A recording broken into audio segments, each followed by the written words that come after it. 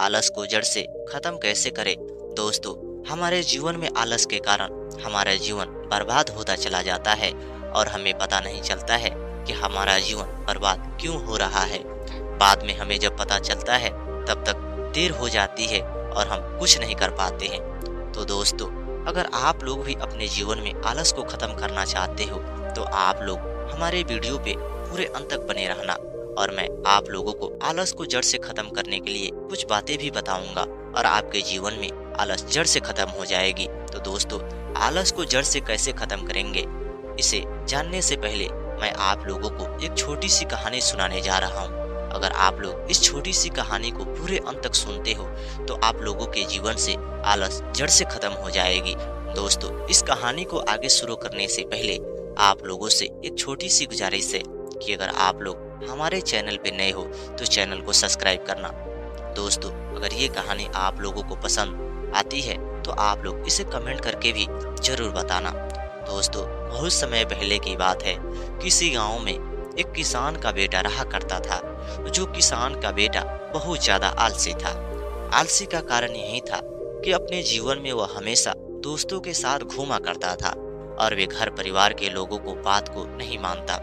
घर परिवार के लोग उसे कहते कि बेटे ये काम करना है तो वे मना कर देता और कहता कि आप लोग मुझे बार बार ये कह रहे हो कि ये काम करो वे काम करो, आप लोग तो मेरे जीवन को बर्बाद कर बैठे हो। क्या आप लोग चाहते हो कि मैं आप लोगों को जीवन से चले जाऊं? दोस्तों, माता पिता उसे लाख समझाते और कहते कि तू अपने दोस्तों के साथ घूम रहा है, तेरा दोस्त कोई भी तुझे फायदेमंद के काम नहीं देंगे और तुझे बात भी नहीं बताएंगे। लेकिन वह अपने दोस्तों से बहुत ज्यादा गहरे मित्र था और वे दोस्तों के खिलाफ कोई बात भी सुनना नहीं चाहता था। एक दिन जब उसके माता पिता ने कहा कि बेटे, हमारे रिश्तेदार में शादी होने वाली है, वहाँ पे तुझे जाना चाहिए।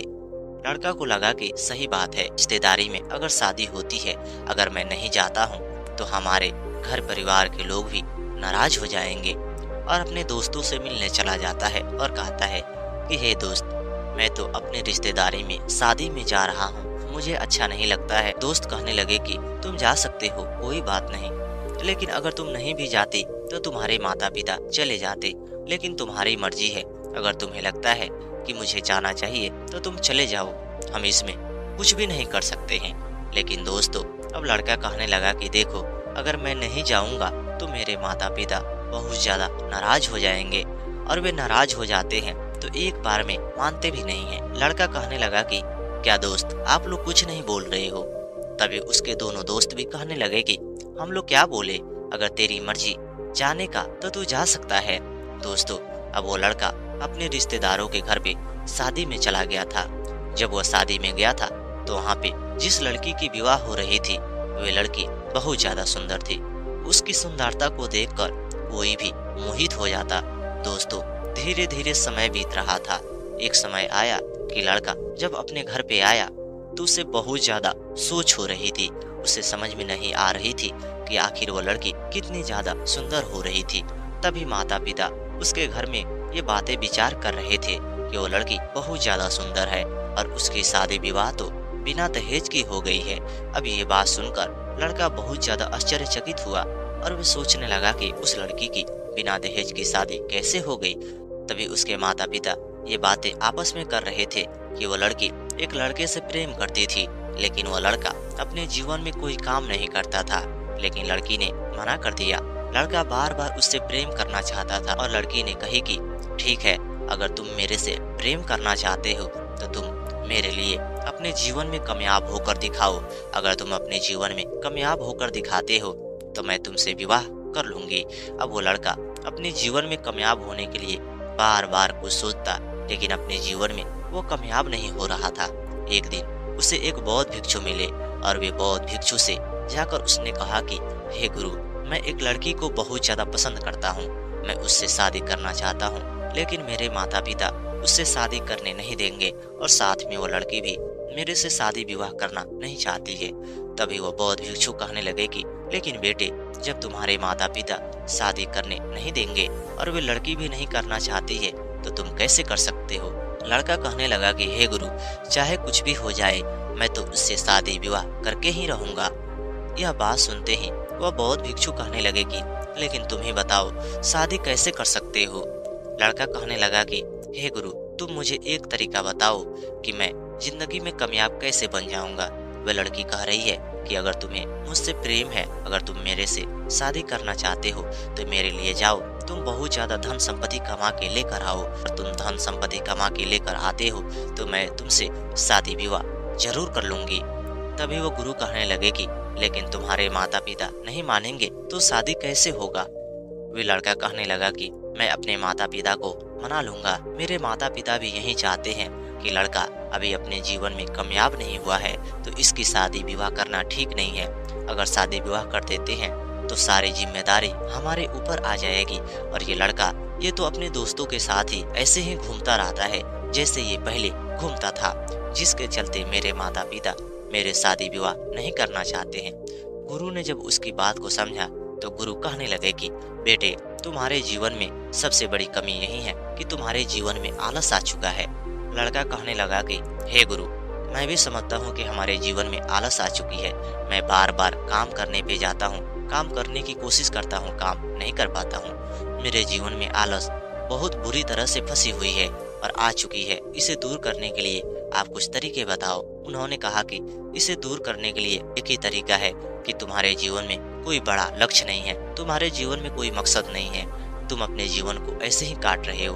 अगर तुम्हारे जीवन में कुछ हासिल करना है, तुम अपने जीवन में लक्ष्य को पा सकते हो और आलस को दूर कर सकते हो। आलस तुम्हारे जीवन से इतना दूर भाग जाएगा कि वो कभी भी तुम्हारा सामना नहीं कर पाएगा। लड़का कहने लगा कि लेकिन मैं अपने जीवन में सबसे ज्यादा प्रेम उस लड़की से करता हूँ और मुझे वो लड़की किसी भी हालात में चाहिए, चाहे उसके लिए मुझे कुछ करना क्यों ना पड़े। उन्होंने कहा कि अगर ऐसी बात है तो तुम्हें अपने जीवन में लक्ष्य को हासिल करना होगा और तुम्हारा लक्ष्य वो लड़की होगी, और उस लड़की को पाने के लिए तुम्हें क्या करना होगा। वो लड़का कहने लगा कि वो लड़की चाहती है कि मैं उससे विवाह करूं, वो लड़की चाहती है कि मैं अपने जीवन में बहुत ज्यादा पैसे कमाऊं, मैं बहुत ज्यादा पैसे कमाता हूं तो वो मेरे से शादी विवाह जरूर कर लेगी। दोस्तों, यह बात सुनते ही गुरु कहने लगे कि ठीक है, अगर ऐसी बात है, जाओ तुम अपने जीवन में ये पूरी लक्ष्य को हासिल करो और तुम अपने जीवन में सफलता को हासिल करने के बाद उससे विवाह कर लेना। लेकिन लड़का कहने लगा कि हे गुरु, लेकिन सफलता हासिल कैसे होगी? मैं अपने जीवन में उसे लक्ष्य तो बना चुका हूँ, लेकिन मैं पैसे कैसे कमाऊंगा? गुरु कहने लगे कि इसके लिए तुम्हें काम करना होगा और तुम काम करोगे तभी तो पैसे आएगा। लड़का अब शहर में चला जाता है, लेकिन शहर में जाने के बाद वह हार थक जाता है। उसे समझ में आ जाती है कि जाने दो, मुझे उससे प्रेम नहीं है, भले मैं इतना ज्यादा मेहनत नहीं कर पाऊंगा, क्योंकि उसके ऊपर बहुत ज्यादा आलस सवार हो चुका था। उसे लग रहा था कि मैं उससे विवाह करके क्या कर पाऊंगा, विवाह करने के लिए बहुत ज्यादा मेहनत और तकलीफ उठानी पड़ रही है। लेकिन वो लड़का जैसे आता है और फिर वो लड़की को देखता है, उसके अंदर और ज्यादा खलबली मच जाती है। और तो इस बार उसके अंदर बेचैनी हो जाती है कि लड़की की सुंदरता बहुत ज्यादा अधिक बढ़ गई है, इसके माता पिता बड़ी हो गई है, कहीं शादी विवाह न कर दे। उसके लिए वो फिर से काम करने चला जाता है। जब वो इस बार काम करने जाता है तो कई वर्षों तक काम करता है। उसके बाद वो धीरे धीरे पैसे कमा लेता है। पैसे जब कमाता है, उसके घर वालों को ये संदेश देता है। घर वाले तैयार नहीं थे और उसके घर वाले भी तैयार नहीं थे, लेकिन वह दोनों लड़का और लड़की एक दूसरे से प्रेम करते थे। लड़की ने अपने माता पिता से कहने लगी कि हे माता पिता, वे लड़का बहुत ज्यादा अच्छा है, वे हमारे लिए कितना ज्यादा पैसा कमाया। तभी माता पिता कहने लगे कि बेटी, भले वे लड़का पैसा क्यों ना कमाया होगा, लेकिन उसका चरित्र पहले ठीक नहीं था। उसके माता पिता ने जब ये बात को कहे, लड़की समझाने लगी और कहने लगी कि देखो, लड़का पहले खराब था लेकिन अब तो सही हो चुका है, मुझे उससे विवाह करवा दो।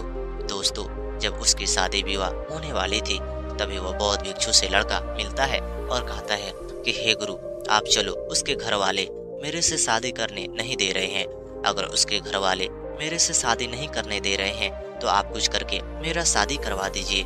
गुरु उसके पास आए और आने के बाद उसके माता पिता को समझाए और कुछ ही दिनों बाद उनकी शादी विवाह हो गई, जिसके चलते आज उनकी जीवन बहुत ज्यादा अच्छे से कट रही है। लड़के के घर वाले ने 1 रुपये भी दहेज नहीं ले पाए, जिसके चलते दोनों का रिश्ता बरकरार रहा।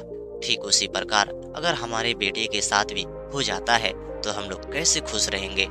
ये लड़का अपने माता पिता को बात सुन के पीछे हट रहा था। इसे लग रहा था कि माता पिता तो बहुत ज्यादा अच्छी बातें कह रहे हैं। तभी अचानक माँ को पेट में दर्द हुआ और माँ की मृत्यु वहीं पे हो जाती है। माँ का सपना अधूरा रह गया। अब तो पिता बहुत ज्यादा रो रहा था। तभी वो लड़का आता है और वे भी रोने लगता है। माँ का अंतिम संस्कार होने के बाद लड़का मुरझाया हुआ अकेला बैठता है और उसे कुछ समझ में नहीं आती है। अब वह पिता उसे कुछ भी नहीं कहता है कि बेटा तुझे ये करना है और नहीं करना है। एक दिन वह लड़का फिर वह बौद्ध भिक्षु के पास मिलने चला जाता है।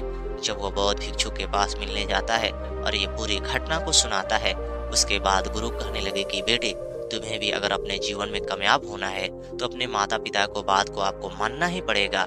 और वे लड़का कहने लगा कि हे गुरु, आप अपने चरणों में मुझे ले लो, मुझे आपसे बहुत ज्यादा प्रेम है और आपके अनुसार मैं अपने जीवन को ही चलाऊंगा।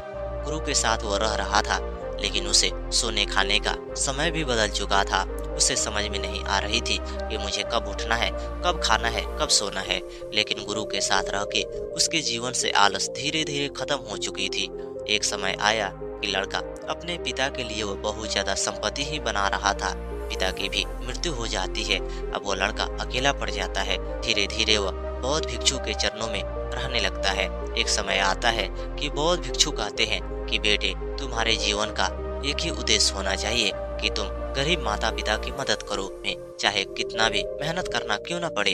अब लड़का अपने जीवन को एक ही लक्ष्य बना चुका था, गरीब परिवार को मदद करता और लोगों से हमेशा अपनी बातों को जानने का प्रयास करता कि आप लोगों को जीवन में कोई कठिनाई है तो आप लोग हमें बता सकते हो।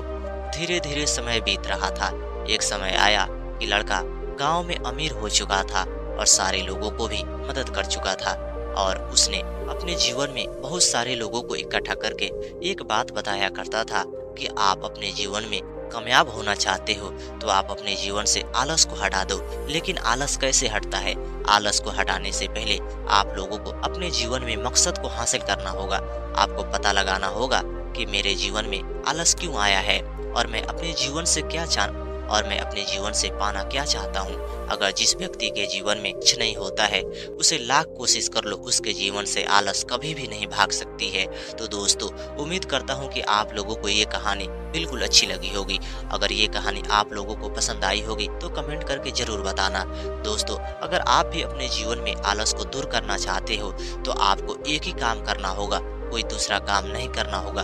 आपको अपने जीवन में लक्ष्य को हासिल करना होगा, क्योंकि जो भी इंसान अपने जीवन में लक्ष्य को हासिल करता है उसके जीवन से आलस दूर दूर भाग जाती है। तो दोस्तों, अगर आप लोग हमारे चैनल पे नए हो तो चैनल को भी सब्सक्राइब करना। और ये कहानी अगर आप लोगों को अच्छी लगी होगी तो कमेंट करके भी जरूर बताना।